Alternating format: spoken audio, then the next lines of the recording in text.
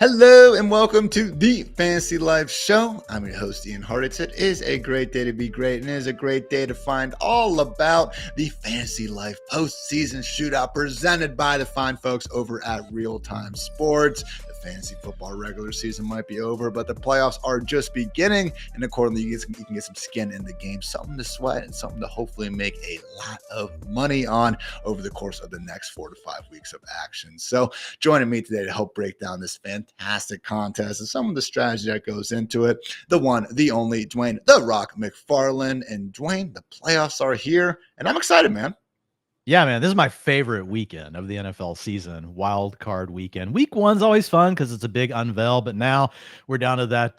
We're down to the situations that matter. We got all the best teams lined up. Man, this is an awesome contest. You guys can check it out over at rtsports.com. Like Ian said, the Fantasy Life postseason shootout. That is the name of it. Like, it's $125 in to come get you a team. So you got to at least get one, but if you do three, you get it for $350. So you save a little money. Maybe you're coming out of the holidays, you got to put things on a budget, or you got to tell your significant other that, you saw a sale that you had to take advantage of. I think you can work it out.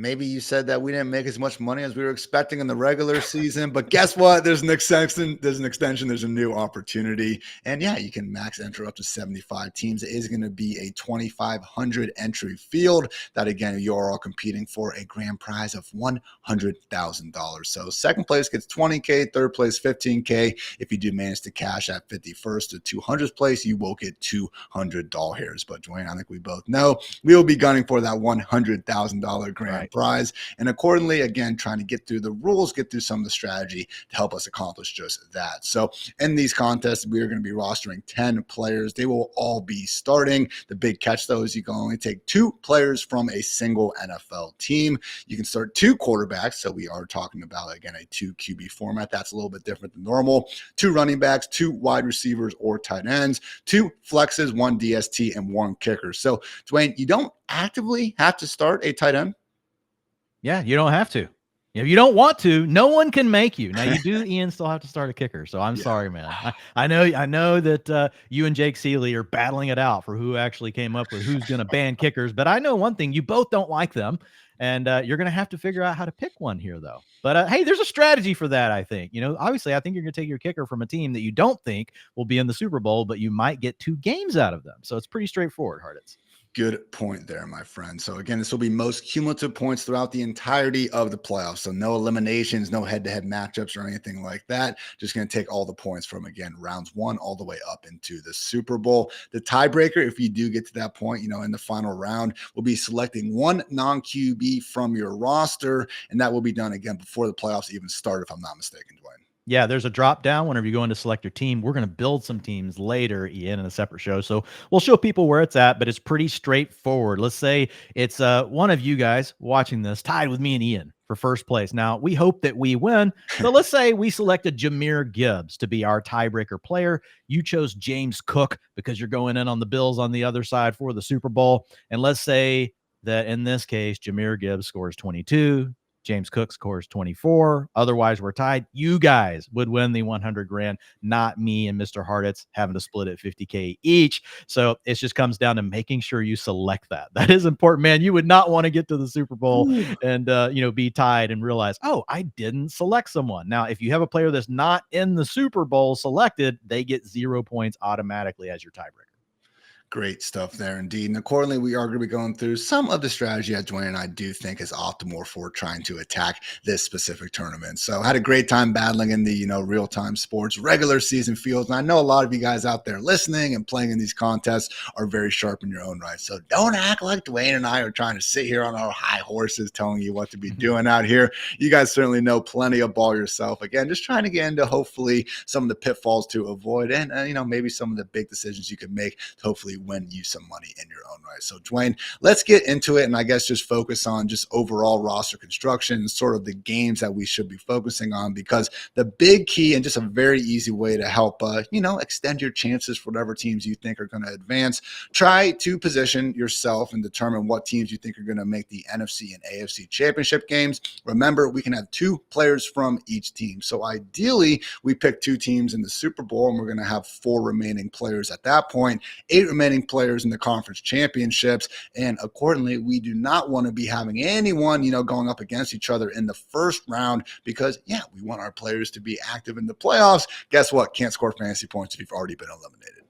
Yeah, and so this is just doing the little things that will make sure you're not shooting yourself in the foot. And there will be a lot of players that will play that they haven't played this kind of contest before. And if you don't think through it, you're going to make these kind of mistakes. But you just mentioned some of the easy things. So if we've got 2 players per team and we focus on that NFC and AFC championship games, that's 8 out of our 10 in. So hopefully if it really went right, 80% of our players are still alive in those 2 games across those 4 teams.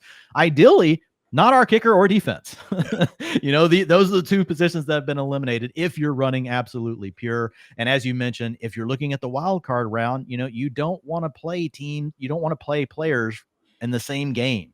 So if you're going with the Ravens, why would you want to go with a Steeler anyway? They're 10-point dogs, but you don't want to be running George Pickens out there because the most he can play is 1 game. Right. And the Ravens, if they're advancing, you get that 1 player from the Ravens. Choose another team to go with and try to focus on those teams. So it'd be better to do something, say, hey, I'm going to go with, the Ravens, and I'm going to go with Derrick Henry, and I'm going to go with whoever, Lamar Jackson, Rashad Bateman, whatever your choice is, 2 players from that game rather than 1 on each side.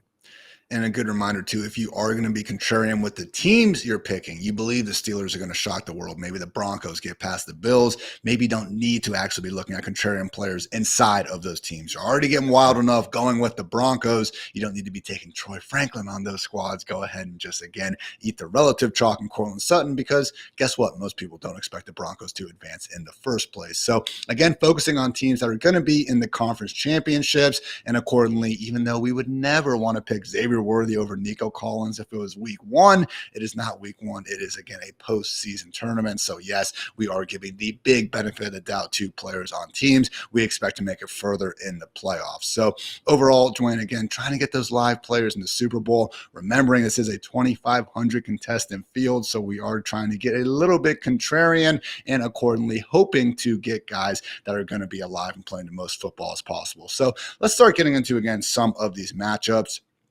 Obviously, the 2 1 seeds, the Lions and the Chiefs, will be having their handy-dandy first-round bye. But we have the Chargers at the Texans kicking things off. Of course, it's the Texans, so it's going to be early Saturday afternoon. Chargers are sitting as 3-point road favorites, though. Also, the Steelers at the Ravens. Ravens sitting as 10-point home favorites. The Broncos at the Bills. Buffalo is favored by 8.5.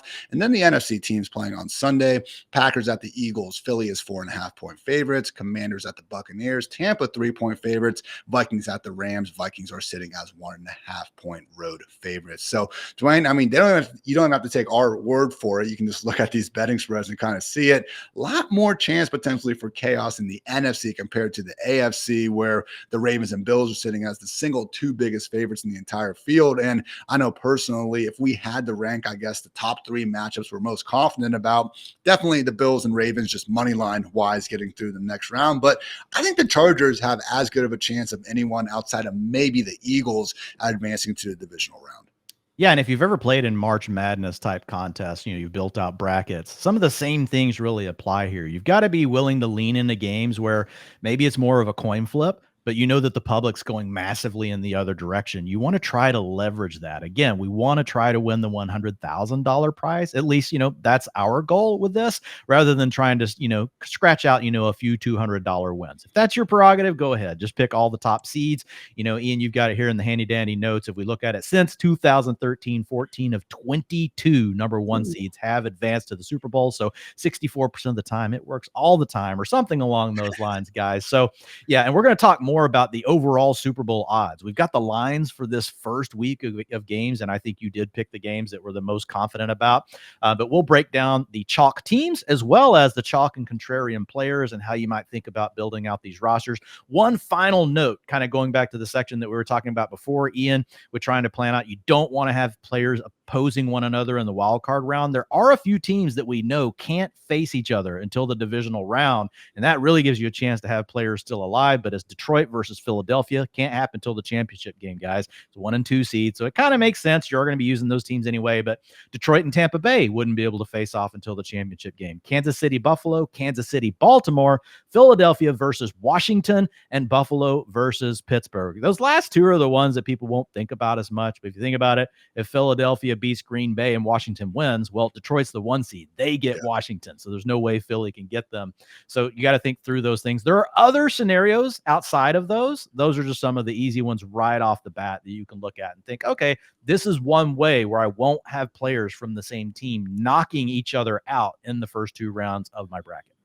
Went ahead and pulled up the playoff bracket for anyone, watching us right now. And thank you again for doing so. But yeah, just remember that these are, again, just more predictive. It's not a guarantee by any stretch that the Vikings and Rams winner will be facing off against the Lions. The Lions are guaranteed to face the lowest remaining seed. So if the Packers shock the world and take down the Eagles, they would be facing the Lions regardless of who wins in that Vikings-Rams matchup. But with all this in mind, Dwain, let's start getting into it and going through team by team, talking about the Super Bowl odds, talking about, again, accordingly, what players are probably more likely to be rostered with higher ownership and which ones are maybe more contrarian darts if we want to be trying to, again, get an advantage over the field. So kicking things off with the Super Bowl favorite, Detroit Lions plus 280 to take home their first ever Lombardi trophy. Really does seem like the heavy majority of rosters trying to get after the Lions, Dwain, will be focusing around Jahmyr Gibbs, the reigning overall undisputed RB1 of fantasy football, as well as our one true sun god, Amon-Ra St. Brown. Yeah, this is where you want to put yourself in the mind of your opponent. You know, a lot of people are going to build Lions rosters, and it makes sense because we talked about the number 1 seeds. We talked also about how it's a little more open in the NFC, but the Lions have a good shot of making the Super Bowl here. Got the best odds according to Vegas. So I agree with you. If you're thinking about having to pick 2 players from the Lions, I could see people really leaning into Gibbs and Amon-Ra St. Brown. I have them ranked at the top of those tiers for the playoffs. If you guys want to check it out over at FantasyLife.com, it is for free, and I rank all of the players remaining in the playoffs into tiers so that you guys can think about how to think about making these rosters and constructing them. I base it on the odds, the things we're talking about, as well as their recent utilization. And obviously, can they ball out or not? That's all included in there, so you can check that out. But yeah, I think Gibbs and Amon-Ra St. Brown are the chalk here. I think Jared Goff, Sam Laporta, and JMO are probably neutral. Goff isn't interesting, though. Like, if you're going Amon-Ra St. Brown, one way, to think about differentiating a little bit at least would be to stack Goff with Amon-Ra and you avoid Gibbs. And in that scenario, you're assuming David Montgomery comes back next week, Ian, and suddenly forces a little bit more of a split. Jahmyr Gibbs isn't going completely bananas. So you kind of think through what those scenarios would be. I think the biggest contrarian potential play here would be Montgomery. People are going to shy away because of the injury news. You got to buy in the first week. And where there is, kind of that fear, uncertainty, and doubt is something you hear about in the stock market. It's all the same for these games. If people are not going to play it, you can leverage it. And if you get it right, then that is a way that you can differentiate a Lions roster. A couple of other quick things here, Ian. You can talk about these players as well. But the other way you differentiate, let's say that you did want to go with Gibbs and Amon-Ra St. Brown, or you wanted to go with Goff and Amon-Ra, a little more, chalky would obviously be having Gibbs in there. There are other ways to differentiate your roster. So, for example, if in the AFC you think the Chargers make the Super Bowl, then it's not as big of a deal to have it as, Jahmyr Gibbs and Amon-Ra St. Brown. That won't be as big of a deal because you're picking the way you're getting contrarian is through your advancement on the AFC side of the playoffs. The other way to do it would be to pick a first round upset, on either side of the bracket where you get 2 weeks of cumulative points from a team that no one else will be rostering. Then, even though you may be up against other teams that have Gibbs and Amon-Ra St. Brown in that Super Bowl matchup, Ian, you will have gained the points on them earlier in the contest. You gained leverage over those teams that are remaining in a different way. So, man, there's so many levers to pull. Like, we could honestly talk about it all day long, and that's the beauty of this and what makes it so much fun. Fun quote from Fantasy Life's own Matthew Friedman back in the day. Remember, guys, contrarianism is not a license to be an effing moron. So it's a 2,500 entry field, all right? Not 250,000. If you do, you should be trying to get a little bit different. Again, you need to separate yourself in some way, shape, or form. But to Dwayne's point, we shouldn't be trying to roll in completely off kilter for each and every one of these roster spots. So with the Lions, Dwayne did just want to kind of focus in on one specific question. Do you think Sam Laporta could be one of the rare tight ends that we actually want to roster, because when you do look around the tournament, I mean, Travis Kelce, obviously capable of doing big things, but Laporta was the overall tight end one in fantasy football over these final 4 weeks. I know many are probably still pissed off at the regular season he put forward for your squad, but maybe peaking at the right time. And again, if we had to just look at what tight ends realistically do we think can score up there with the wide receivers, I would say Kelce, I would say Laporta, I'd say Mark Andrews. After that, maybe Tucker Kraft and Dallas Goedert, but I do think it's a tier gap after those top 3. I think Sam Laporta is probably the best pivot play you have if you're going heavy on the Lions. Yeah. I think that he is the key here. You're replacing, one of Goff, Amon-Ra, St. Brown, and Jahmyr Gibbs with, and we talked about, the Amon-Ra and Gibbs being probably the 2 most rostered. Pivoting off of them to get Laporta, I do think is the best way to do it. Not just because it's differentiating your Lions team, but also we only have to play 1 tight end. So that could get you off of Kelce. That could get you off some of the other players that are going to be really chalky. And what you're saying is Laporta is going to come through and they're going to fail. That's double leverage. You're now getting a lesser owned tight end and you're getting leverage on those Lion stacks in this contest. You mentioned it, the last 4 games, Ian, 16 fantasy points per game, and the utilization backs it up. He has a 9.3 utilization score out of 0 to 10. If you guys don't know what the utilization score is, it's more predictive than fantasy points week over week and over a rolling 4-week sample. So just take it from me. It's a really good thing for Sam Laporta. Probably was dealing with an injury early in the year, Ian. I'm just going to put that out there. Dude looking really good over the last month.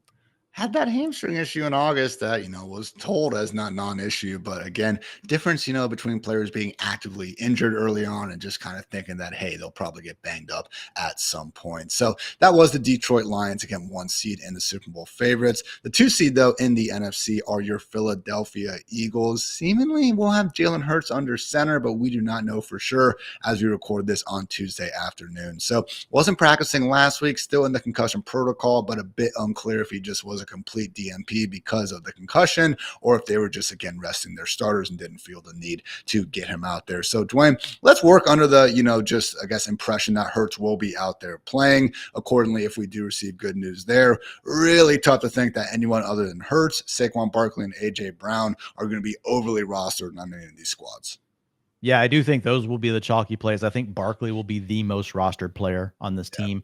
Hurts will probably be second. And then I think it's, A.J. Brown. And A.J. Brown could end up falling in the neutral category just because people, if they're in on the Eagles, they're going to really love both Hurts as well as Barkley. So AJB probably third. But then Devonta, I think, is the way that you potentially differentiate, Ian. And really over this last month of the season, looking at what Devonta Smith has been able to do, and I wrote him up as well, in the article. You guys, again, FantasyLife.com, you can check it out. But man, this last month for him he's been on an absolute freaking heater. You could honestly argue, and I put him in the same tier is A.J. Brown for this contest. Smith closed out the season with 8 points, with an 8.7 utilization score over the final month. That is really good. He averaged 20.7 fantasy points with a 33% target share. Now, the caveat is they did not have Dallas Goedert in those 4 games. Goedert came back last week, but Devonta Smith didn't have to play, so I'm counting the 4 games before that. So that makes Goedert the contrarian play. I think Devonta Smith is a neutral pivot if you're going with some Eagles teams. Say you're going to build 10 Eagles teams. Let's say you go 6 of them AJB in that scenario. I'd probably go 4 Devonta Smith. But if you're really looking to get contrarian and do something different with the Eagles, I think Dallas Goedert is the name you want to think about, Ian. And Goddard, I mean, Dwain, if I was making 10 of them, probably no more than 2 at this point. All right. Yeah, 2 or 3. Yeah, not trying to be a hero there. Again, do not have to start a tight end if you don't want to. That said, Goddard is, just on that line of players. I do think it is acceptable to get exposure to if you feel like it. Hey, and remember, injuries happen, man. Yeah. Like if we knock on wood, we don't want it. But if suddenly you lost Devonta Smith or A.J. Brown, man, Dallas Goedert would really move up. And if we were to have a look back and say, man, wish I could have taken player X, like he'll be one of the names. Right. And I'm just about to reference 170 yards against the Saints back in week 3 after these both wide receivers had gotten injured. So we saw Kate Otten work as one of these single most fantasy friendly tight ends and just overall flex plays for, a good month when Godwin and Evans were out of the picture. Those are the things that can happen when, again, you are a capable enough receiving tight end to begin with. Let's talk about the third Super Bowl favorite from the NFC. Unfortunately, though, just the number 5 seed, and that is the Minnesota Vikings, plus 1,600 to go ahead and take home their first Lombardi trophy. So yes, of course, the chalk will be Justin Jefferson, but interesting, scenario here, Dwain, because Sam Darnold, someone who, man, you look at a week before last Sunday night, we had the great locker room vid. We had everyone saying, oh, you need to trade JJ McCarthy. How could you get rid of Darnold? And now, as we know, the NFL is a week-to-week league, and many are thinking that Darnold is once again just nothing but a ghost seeing, jag under center. So with Darnold, man, hey, it's a situation where he's going to be out there in round 1, and if the Vikings do somehow make this miraculous Super Bowl run, I'd be hard-pressed to believe he's not going to be a huge reason why. So unique circumstance to have a very good team with a quarterback we've seen be very productive throughout this season, likely at a low rostership rate. Yeah, we've got a 14 win team, right? I mean, so we know we have quality here. Yes, they lost a game and kind of in a bad way to the Lions.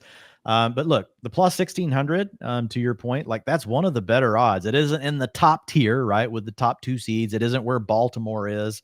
But man, after that, it is the Vikings. So Vegas is recognizing that this is a good team. You get to play against the Rams. It's a winnable matchup. And to your point, like, man, no one's going to roster Sam Darnold. No. He's going to be a contrarian option. People are going to roster Justin Jefferson because they're going to think, well, I just need a one-off player for week 1 to get me through.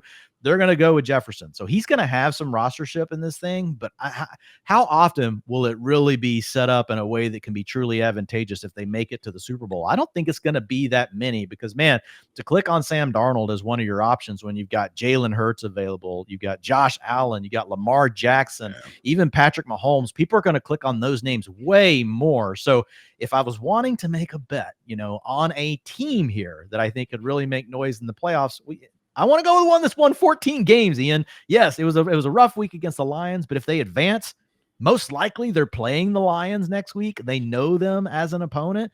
And the other thing you get is if suddenly they knock the Lions off, imagine the leverage you get. You've got a Sam Darnold, Justin Jefferson stack, which not many people have. And all those people that went all in on the Lions, those players are out.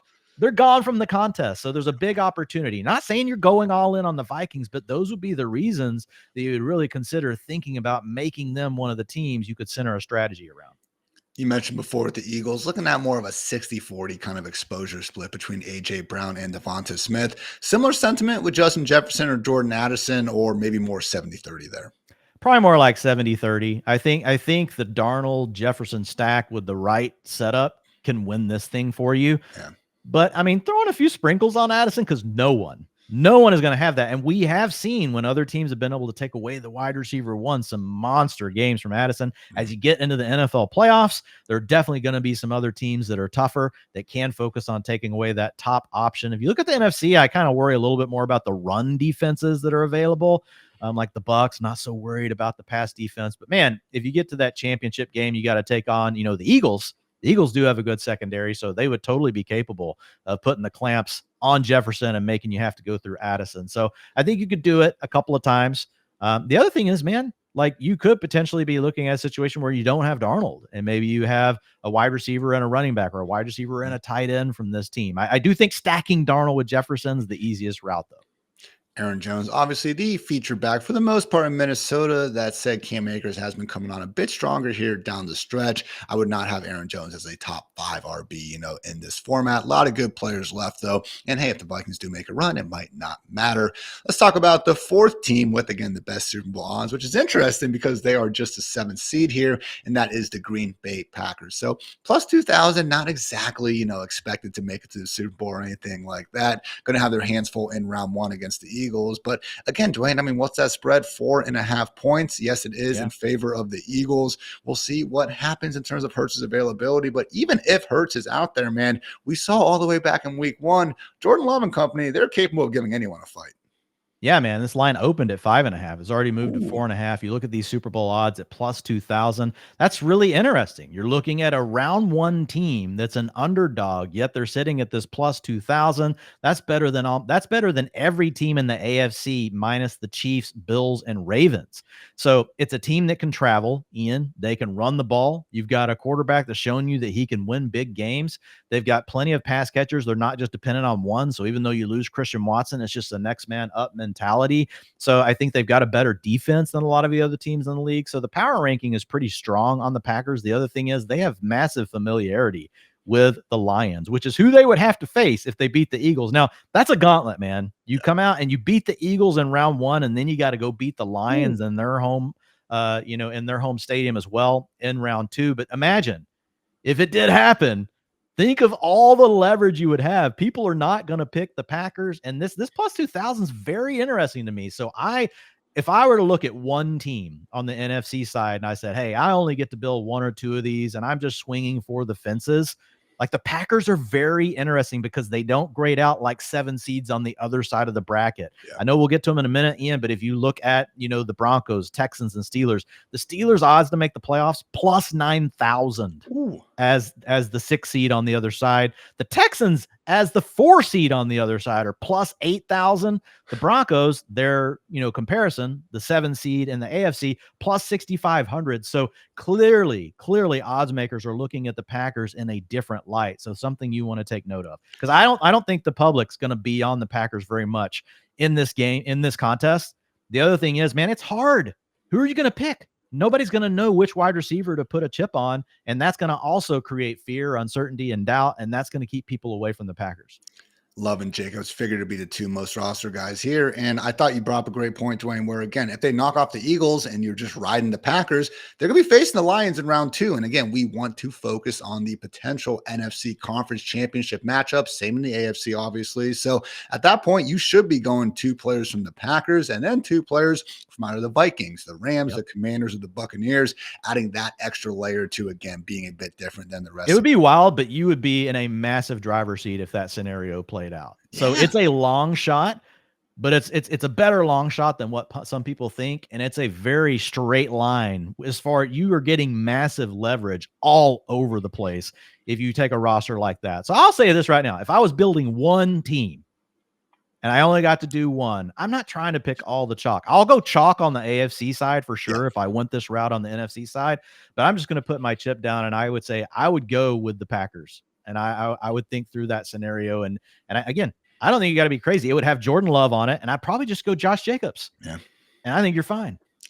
Next show up, Dwayne and I are going to be rostering 6 of these, teams ourselves. So I do have a feeling that at least one of them, if not more, will be going through that. And Ian, just remember, unlike best ball, you're surviving each round. People are used to that. You got to outscore everybody in the last round. Remember, this is cumulative points. So some people will hear this and be like, well, Jordan Love, don't I want to stack him with the receiver? You could, and that would be okay. But remember, it's cumulative over the course of the playoffs. Yeah. So Josh Jacobs, he could do great and get stonewalled in the Super Bowl and still have already given you enough depending on how that game plays out. And Love could go nuts, and none of the receivers have a big enough game to still beat you on cumulative points because he spreads it around to 4 guys in the Super Bowl. So, man, there's just a lot to like, in my opinion, about the Pack. Talk about another team that, again, I do think has a pathway to making some noise maybe in the NFC that people aren't giving them proper credit for, and that is the Baker Mayfield-led Tampa Bay Buccaneers, plus 2,500 odds to win the Super Bowl. And as you kind of listed some of the other, just AFC situations, I mean, the Bucs would have the 4th best odds in the entire AFC, better than the Chargers, Broncos, Texans, and, of course, Steelers right now. So with the Bucs, does seem pretty clear that Mike Evans and Bucky Irving are the top 2 guys, but wouldn't sleep on Baker Mayfield. And man, if you do want to get even a little bit crazier, Jalen McMillan, Dwayne, 7 touchdowns in his last 5 games? Certainly someone that, again, could continue staying hot and accordingly maybe help make a certain someone a lot of money. Yeah, absolutely. Mr. Mike Evans has some big bonus checks available to him for playoff wins here. But the Bucs right here behind, the Green Bay Packers plus 2,500. I do think they're going to be more rostered in the contest. And rightfully so. They're going to get a home game, but it's kind of a coin flip with them against the Commanders. You got to think about this team. If they were to make a Super Bowl run, and the things we like about them, you got a good run defense. So there's definitely some teams in the NFC that like to lean on that run game. That would give them a chance. Also have some banged up secondaries. Baker playing great. Mike Evans out of his mind. You mentioned Jalen McMillan really emerging as that number 2 option. If you look at him, like, I get it. Brian Thomas Jr. has been bananas, guys. We look at Ladd McConkey. Those guys have been really great as rookies. But if it weren't for them, we would be talking a lot more about Jalen McMillan and this late season rise for him.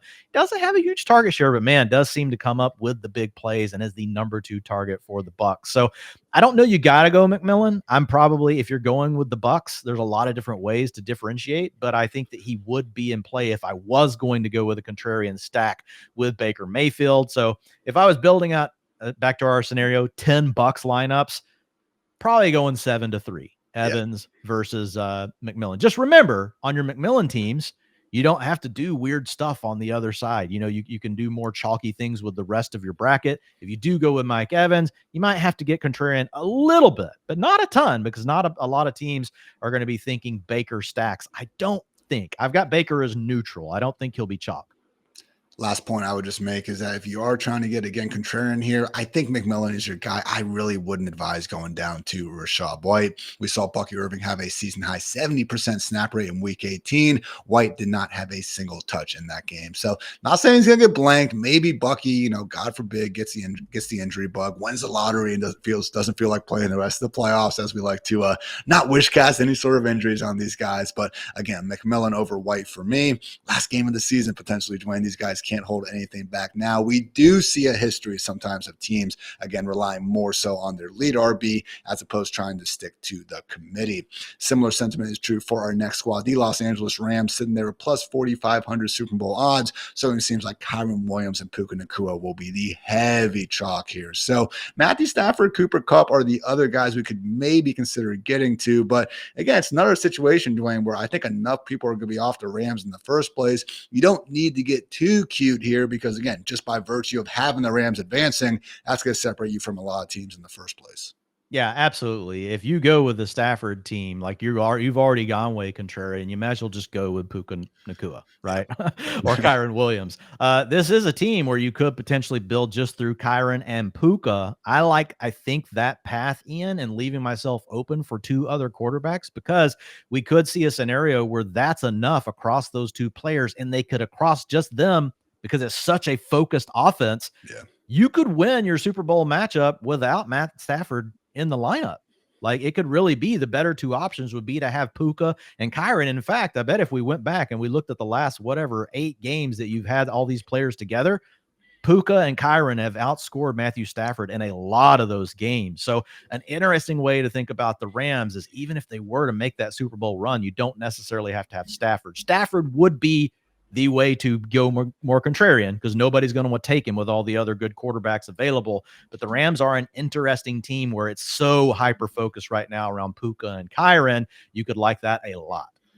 And you are at least correct with Puka since week 9, Dwayne. Puka, 180 PPR points. Matthew Stafford, 134. Kyren right there at 132. So, yeah, hardly. Basically, but over the last 4, it's definitely been more Kyren. He was getting the utilization all along, but he was just kind of like, he was in a lull where it was like, okay, it's coming. Because I remember I was writing the utilization report every week. I'm like, it's coming, guys. Just believe me, it's coming. Everybody's like, it's not coming. No, it finally hit. And we have over the last 4 games, I think he's scoring 18 to 19 fantasy points per game. Also, obviously, Blake Corum unfortunately did break his forearm in week 18, so he will not be out there. Not that he was eating into Kyren's role, really at all throughout the season anyway. But yeah, wouldn't expect to see too much Ronnie Rivers here over the next few weeks. Let's close out the NFC, Dwayne, with the Washington Commanders, just plus 4,500 odds to win the Super Bowl. But again, man, I like the Commanders' shots more than the Texans, more than anyone beneath, them, those other AFC matchups. There is a pathway, and if so, man, we certainly have some fantasy-friendly options here in Jaden Daniels and Terry McLaurin. Yeah, I mean, you're going to have to go to Tampa and win, and I think, we wouldn't be surprised if that happened. And probably more people than should are going to be on the Tampa side of that thing. Like, that is going to be a closer game. Like, I think if you just knew that 70% of the field was going to go Tampa because it's a home game, then honestly, you should just be playing the Commanders, especially if you're just doing a few teams, in my opinion. But again, setting at 4,500 for a reason versus some of these other things. There's a lot of questions about this offense, but if you go with the Commanders, I think the beauty of it, Ian, is people aren't going to play Jaden Daniels. And I think some people that will play Jaden Daniels won't, again, have thought through the roster construction aspect and what it takes to back, your way into these brackets and get a team at the end that can really score you a lot of fantasy points in the Super Bowl to win this contest. And so you're going to have some one-offs where they just have Jaden Daniels and the roster doesn't look right. So if you go with Jaden Daniels, make sure you're stacking him. And I think you could honestly, if you're going Commanders, it's easy. It's Jaden Daniels and Terry McLaurin. I don't think you really have to stretch it. That's going to be just the fact that you're going with the Commanders. That's going to probably be contrarian enough. If I had to pick another player, I think it might be Zacchaeus. He's been really hot over the last 4 games. He's been right there with McLaurin, and no one is going to roster him. Here's the thing I'll say. I'm not rostering Olamide Zacchaeus unless I'm like Matthew Berry, our boss. He might do it, and Matthew, go for it. But I'd have to be building out like 100 teams. Yeah. I'd have to be building out a lot of them. Again, because I do think just Daniels and McLaurin alone will be different enough. We've talked about, again, the AJB versus Devonta, 60-40. I think Terry versus Zacchaeus, Dwain, I'm talking like 9 versus 1, I think, if we were doing 10 Commander squads over here. So 8-2, 9-1, somewhere in there. I agree. Definitely a bigger reach for sure. But hey, Jaden Daniels, again, you don't necessarily we're not going to be able to hit on every single player making it all the way to the Super Bowl regardless. Jaden Daniels is one of these guys where even if he does only play 2 games, he can get you 80 fantasy points in those 2 games. Like, that is a realistic outcome for what he brings. 30.9 fantasy points per game over the last 3. I mean, since their bye week. If we go before the bye week, because I usually use a 4-week sample, that's where the utilization score gains.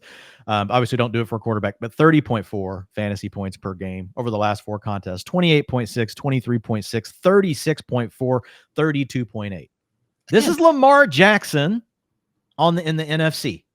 And if there is something that could just give team fits, it's a player like Jaden Daniels can put the team on his shoulders, man. So worse things you can do than think about building you a commander stack. Making me want to get some commander stacks in there. I know. I am too. Just reading those fantasy points, I'm like, okay, all right, well. We're gonna have all these well-constructed Packers and Commanders teams, and then watch the Lions face the Eagles in the NFC Championship. I'm sure. So not for everyone, but again, first or last mindset. Certainly do need to take a few chances here and there. Going to be taking more chances in the NFC as opposed to the AFC, though, Dwain, because again, just looking at it overall, pretty much expecting the Ravens to take care of business against the Steelers, and the Bills take care of business against the Broncos. And yes, we are also under the assumption the Chargers will take down the Texans with relative ease. Let's kick things off, though, with the Kansas City Chiefs, plus 350 odds to take home their 3rd straight Lombardi trophy. And this is a really good opportunity to get different. Similarly to what we were talking about with the Lions, heavy majority of lineups that are trying to roster Lions are going to be Gibbs and Amon-Ra St. Brown. Just like with KC, overwhelming majority going to be Patrick Mahomes and Travis Kelce. So, hey, you want to get Mahomes, that's fine. But I think there's a lot of opportunity here, Dwain, to maybe go with a different pass catcher. Yeah, man, I think Mahomes and Kelce, just on name value alone and notoriety, man, like hardcore fantasy players are maybe off of them a little bit. And a lot of those are going to reside here with Real-Time Sports. They put on great contests and obviously, a lot of good players here. So I'm not sure they're going to necessarily be on Mahomes and Kelce, but any of the casuals that end up in the contest, like if we told my wife to come in here right now and record this with you, like she would just be like Mahomes and Kelce, every team. Like they're just so huge. And you brought up a really good stat. You bring up a lot of these, but yesterday when we were doing the FantasyLife show and you talked about the point differential for the Chiefs, despite the record they have, man, it has been really close. Now they have heated up here down the stretch, but I think Mahomes and Kelce are 2 names that like, I want some exposure to them. But I'm okay getting contrarian, getting away from them. Now, if I am going with the Chiefs, and I think you have to have some Chiefs, they are the freaking Chiefs, guys. Patrick Mahomes, like he is, he's the god of football right now. Yeah. Like he is the Greek god right now. And so looking at the team, I think one way to get different is Xavier Worthy. Xavier Worthy's been their best player over the last 4 games besides Patrick Mahomes. He's having a late season surge, a little bit under the radar because so late in the season and some of these other rookies doing so well, but great target share, not really leaving the field. Last 4 games, 85% route participation. Ooh. Yeah, Marquise Brown could come on, expand his role, and that could be a challenge from a target earning perspective. But if Hollywood gets going, Xavier's doing his thing, and then Kelsey not getting doubled so much, that could also just all neutralize because it could just be, well, it's the Chiefs offense that we used to know. And we might just see Mahomes go absolutely bonkers. So I like the Mahomes to Worthy stack here, Ian. I think that's interesting. Here's my question to you. Do you think you could see a scenario where you build out a Chiefs team and it doesn't have to have Mahomes on it to feel like you're winning it in the Super Bowl? Because that makes, if you don't have Mahomes, it makes it really hard to want to go with 2 of the pass catchers, because 2 pass catchers, if they go off, Mahomes is having a bigger game than both of them probably. So that pushes me to the running backs. And I'll be honest, like, I have FUD, fear, uncertainty, and doubt massive around dealing with Kareem Hunt and Isaiah Pacheco. 100%. And I guess that's the thing. If you were going to go without Mahomes, I don't think you could go Kelsey and Worthy. It'd have to be like Worthy and Kareem Hunt. And I do think it would be Kareem Hunt, because this is still a 3-headed backfield, but Hunt continues to be the short yardage option. And that is the one thing he's been good at. You look at the success rate, his ability to consistently pick up positive yardage. Yeah, we're going to see bad explosiveness, bad missed tackles, force rates, but that has been the one thing that Hunt can hang his hat on. And to be honest, as bad as Hunt has been in a lot of these stats, and people love to bring him up, Pacheco hasn't been any better. Pacheco is also actively dealing with a rib injury. At this point in time, Dwayne, I think it's more likely they actually turn the backfield over to Hunt than Pacheco.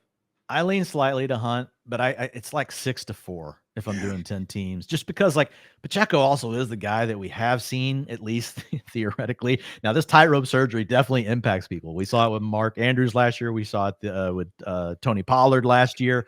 So that could be the challenge, right? But at the same time, like, I could also just see it where Pacheco goes off. This also just could come down, does either one get injured? And then suddenly you're happy to have Pacheco or Hunt. So I'd keep it pretty tight. I'm sorry, one final question on the Chiefs, and I'm asking it because I know a lot of people are going to want to build teams with the Chiefs. So I think it's important to think through how you differentiate.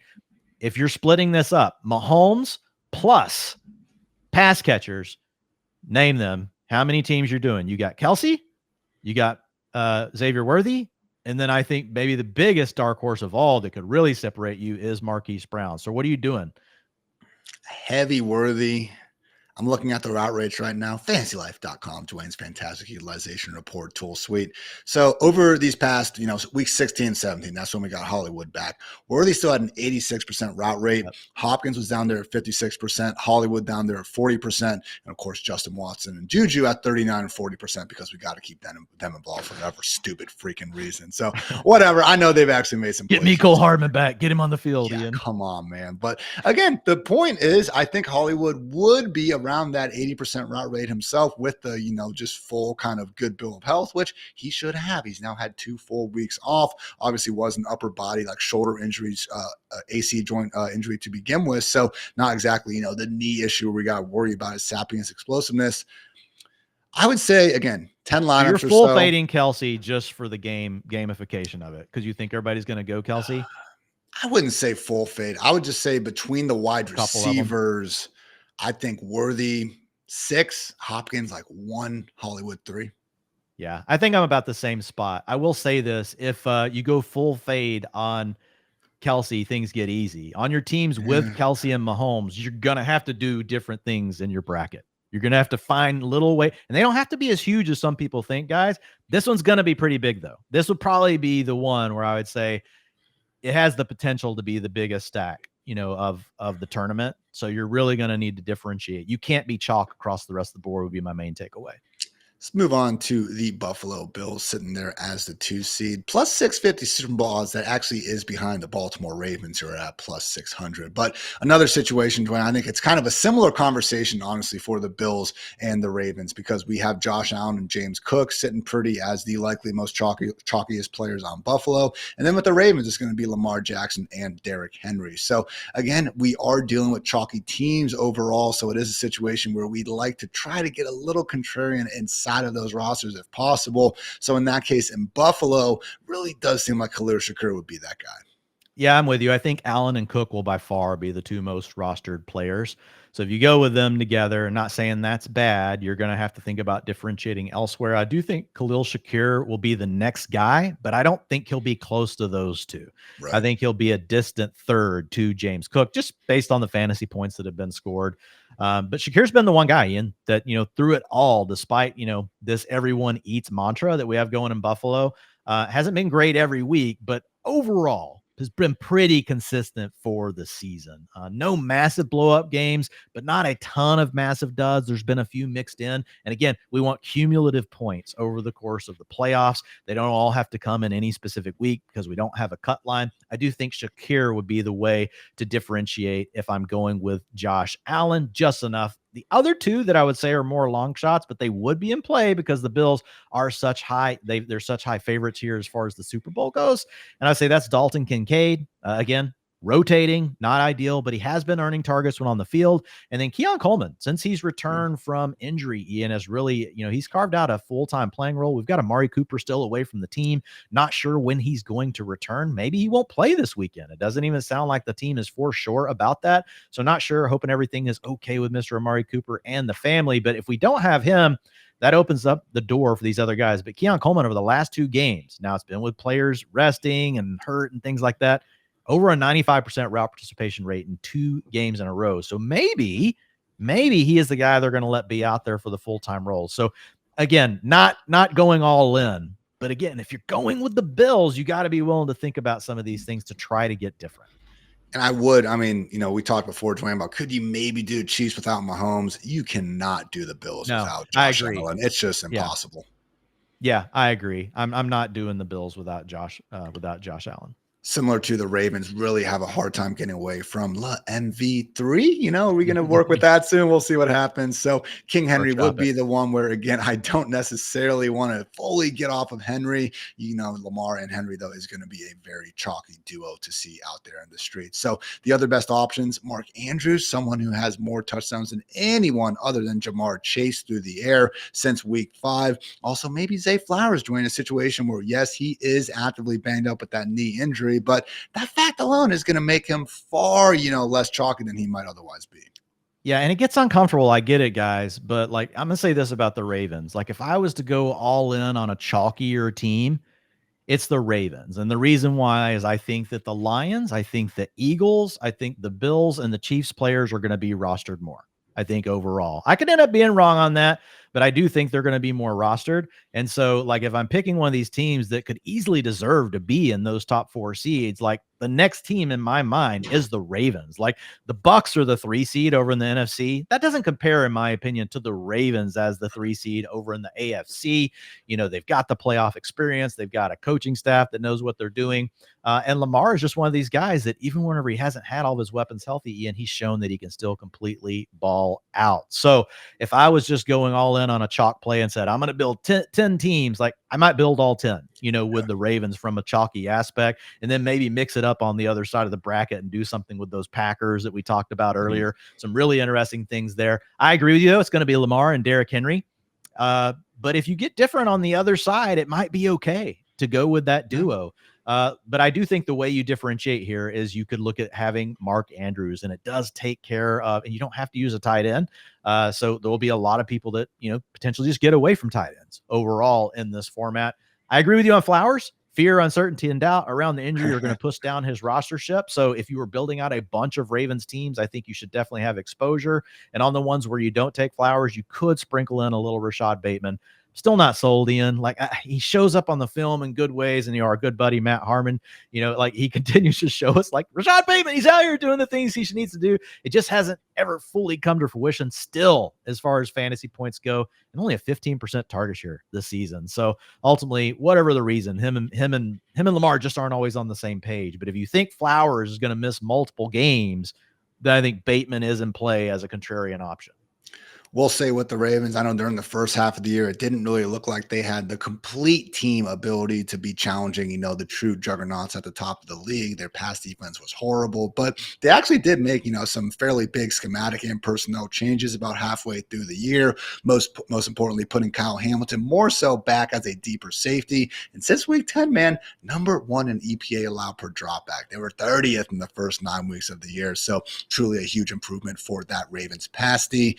Last team that I think we need to spend, a little bit of time on is going to be the Los Angeles Chargers, sitting there plus 2,800 Super Bowl odds. So again, that is a tier down from the Chiefs, Bills, and Ravens, but it's also pretty far removed from the Broncos, Texans, and Steelers. So again, big three, KC, Buffalo, and Baltimore. But if we had to pick someone else to start making some noise, Dwayne, I do think we would be rolling with Harbaugh and Herbert. Yeah, so the Chargers are kind of, the Packers version on this AFC side. Again, I know the Ravens, I was saying, is be the higher seed I would go all in on because I think they'll be under rostered versus the other high seeds. But if I'm going in with more of a contrarian team here, I do think that's the Chargers. Like, they're a team that, is willing to stay committed to the run. They've got some good pieces on defense. They have the ability to get hot on defense. They don't really have a massive weakness on that side of the ball. Justin Herbert can go toe-to-toe with really, honestly, any quarterback in the league. And now you have Ladd McConkey doing what he's done over the last month and Quentin Johnston getting hot at the right time of the season. Will Disley has been doing a little bit, making some noise as a tight end. So I think the weapons are really in a better state than where we were early in the year when we had so much uncertainty. We've seen multiple games now where Herbert has been able to make it work with these pass catchers. So they are a team that I think if you go with them, you don't have to get cute. I just don't think there's going to be a lot of builds. So you're going Justin Herbert and you're going McConkey. Yeah. Period. Almost. Maybe Dobbins. Yeah, you could go. Yes, you could go Dobbins. Like, so if I'm building 10 teams with the Chargers, I'm going Herbert, probably all of them. Because if they're going to make the Super Bowl, I think Herbert has to be a big piece. That's also massive leverage because you're going to be knocking out the other top seed quarterbacks by Herbert having to go through them. So I want that leverage. I want my quarterback still standing. And he's also given us some massive performances here over the last 4 weeks. So I think there's major upside with Herbert in a Super Bowl matchup. So McConkey, I would say, if I'm going Herbert in all of them, I would say McConkey's probably 6 of them. I would say Dobbins on 3 of them, Quentin Johnston on 1 of them. But see, you don't even have to press it with Quentin Johnston. Yeah. You don't have to press it. And I have a hard time, Ian, if I think, okay, you get to play 4 games. You got 4 games less in the season, right? Which is what you would have for Justin Herbert. How many scenarios does Quentin Johnston really outscore Ladd McConkey over a full 4 games? I think 1 out of 10. 1 out of 10. Yeah. So I think it's perfect. Okay. So we got it. We got it. All right. Sweet. $1.86 in week 18 for those like myself, who maybe didn't get a chance to catch that Chargers game. But yeah, that happened. So shout out QJ for that performance. So lastly, guys, not going to go too deep on these teams because again, we are expecting them to be knocked out early. We have the 7 seed Broncos plus 6,500 Super Bowl odds. We have the 4 seed Texans plus 8,000 Super Bowl odds and the Steelers at plus 9,000, fully expecting to get knocked out by the Ravens in round 1. So major point here, Dwayne, again, we've talked about the Quentin Johnston potential, the Dallas Goedert potential for some of these teams that people are going to believe have a better chance of making it deep. If you're out there and you want to go ahead and roll with the Broncos, roll with the Texans, roll with the Steelers, don't get cute with the actual players you're taking. You're already getting a lot cute just by taking them in the first place. You've gotten a lot cute. You've covered your bases. You're looking really good, especially to, the other person at the bar had a few beers, which is kind of what you got to do to think you're going to take one of these teams. I will say my favorite here, and it is the Super Bowl favorite of these 3, would be the Broncos. Number 1, they're playing really good football. Okay. Number 2, like Bo Nix, like he's a quality quarterback. I think he's proven that. They've got a recipe they're used to. But the big other part of this, Ian, is if you get the upset, you're knocking off Josh Allen. Think of how many teams are going to have Josh Allen and Buffalo Bills in their roster. That's a massive leverage point. Now, it's going to be tough. You got to turn around and then go beat the Chiefs. But it's like the Packers on the other side. We don't feel as good about this game. Neither does Vegas, guys. Super Bowl odds of 6,500 versus 2,000, which they're both 7 seeds, which is why we highlighted the Packers and probably spent, more time on them than any other team. So when you look at the Broncos, those same kind of leverage, if they were to make it, that would mean they knock off the Bills and the Chiefs. That is a huge leverage spot. So to your point, you don't have to get cute. It's Bo Nix and Cortland Sutton. right? I mean, if you wanted to, maybe Marvin Mims, but guys realize he's only out there for half the pass plays, under half the pass plays.